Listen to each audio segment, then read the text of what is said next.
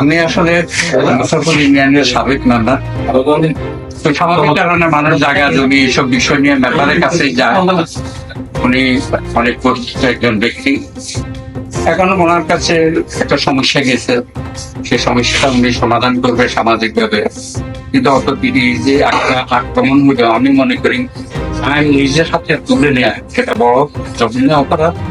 এবং এই অপরাধের যদি দৃষ্টান্তমূলক বিচার বা শাস্তি না হয় তাহলে এটা সংক্রামক ব্যাধির মতো সর্বোচ্চ ছড়াবে, অন্যরা আইন নিজের সাথে তুলে নেওয়ার উৎসাহ পাবে। আমি আশা করব প্রশাসন এই ঘটনার অভিযুক্ত যারা তাদের দৃষ্টান্তমূলক শাস্তির ব্যবস্থা করবে এবং কোম্পানিগঞ্জে যাতে ভবিষ্যতে কেউ আইন নিজের হাতে তুলে না নেয়। অন্তত এই বিষয়টাকে প্রতিরোধ করার জন্য আমি মনে করি এখানে একটা শক্ত পদক্ষেপের দরকার এবং কোম্পানিগঞ্জের শান্তি শৃঙ্খলার জন্য আরো কেউ যেন এই ধরনের কাজ করলে কি তাদের শাস্তি হয় সেটা একটা দৃষ্টান্ত হিসেবে থাকলে অন্য লোকগুলা অন্তত এইসব ব্যাপারে আইন নিজে থেকে তুলে নেওয়ার ব্যাপারে নিরুৎসাহিত হবে। মূল মালিক সে হলো আমেরিকা। গত রমজান এখানে আসছে তাড়াতাড়ি আনা হচ্ছে, মামলা হওয়ার পরে এখানে দুটো করছে মোকাবিলা সবাই একমত হয়েছে ওর কোন জায়গা জমি সে পাইবে না, তার একদিন বড় কোন কাগজ নেই না থাকার পরে তারপরে আমরা সিদ্ধান্ত নিয়েছি মরুষি তাদের এখন জলদি ল্যান্ড সরকারের নাম হয়ে গেছে।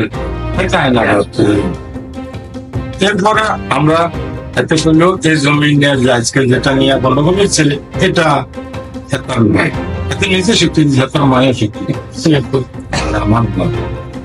আমরা ওই দোকানে লিয়ালা এটাতে আমরা আটক করছি। তো এটা নিয়ে একবার ইকবাল চেয়ারম্যান নিয়ে আমার বসা হয়েছিল। ইকবাল চেয়ারম্যান ডাক্তার লিটারনে কোশ্চেন যে এটা একটা কেন খাইলে হয় তাহলে 30 বেদ একটা মারা 30 বেদ, সেটাও আমি তো বাঁচাই দিয়েছি কিছু মহিলা স্বীকৃতি যখন বুঝছে তারা কিছু এখানে তখন সিদ্ধান্ত পরে এত কাগজপত্র না তারা দিতে হবে না। তারপর আমি একটা সিদ্ধান্ত নিয়েছি সরষে আছে যদিও আংশিক কিছু থাকে তাদের 6 লক্ষ টাকা তারে আমি তার মামলা এবং মাইনে দিলাম বা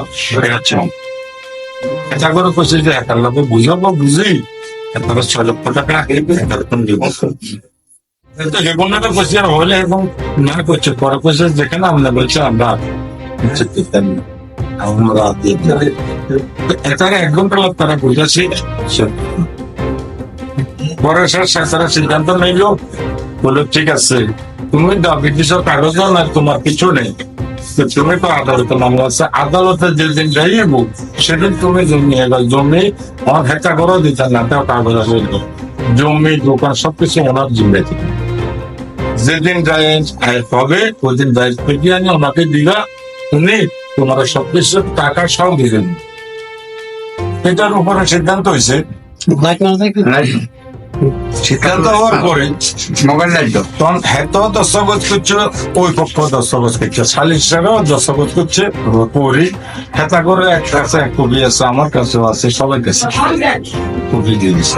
আজকে এতদিন দোকানও ভাড়া চলে, আজকে হাতে আসি জমি সমেতও গেছে একজনে আরেকজনের বাগা দিয়ে দিয়েছি, তখন হাতে আসি বাদাদের আমি চাঁদের ডাকি নিয়েছি পেলাম, আমি দোকানে বসছি চাপে লাগলাম সকাল 9টা 9:30 ইভেন্টটা হাতেছে একটা পরিকল্পিত ভাবে একটা মোটরে বয়ে আছে সেটা আমি আর চললাম না।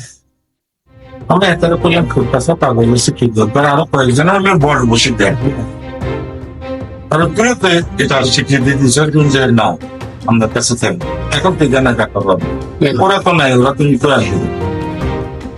এরপরে হেক্টার বয়স দিয়ে আসি পিছনে নেই হেক্টার যে আগে আমি তো জানবো জানাবি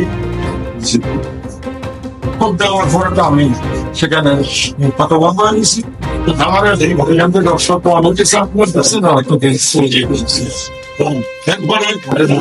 আমার ডাক্তার কাছে নিয়ে গেলে তারা হেক্টারের পাবলিক আছে বলে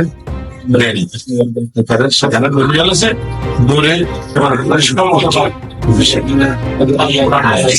এখন আপনি